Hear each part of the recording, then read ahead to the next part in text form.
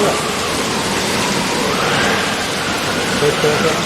अब तो इसका हम सारा वायरिंग कर दिए पीसीबी का, ये से इससे कनेक्ट कर दिए और ये मोटर कनेक्ट कर दिए। अब देते हैं इसमें लाइन देकर देखते हैं कि चलता है कि नहीं। चलो देखिए यहाँ पर लाइन देते हैं, इधर लाइन दे दिए, यहाँ पर लाइन आ गया, क्लिक मारना शुरू कर दिया, एरर कोड आ गया उसका। अभी देखते हैं स्टार्ट हो रहा है कि नहीं हो रहा। कुछ देर वेट करने के बाद देखिए टेस्ट करके हम सारा को देख सकते हैं। एरर कोड आ ही रहा है, लेकिन उससे कोई दिक्कत नहीं हो, आने दीजिए उसका एरर कोड, बाकी सब चलेगा।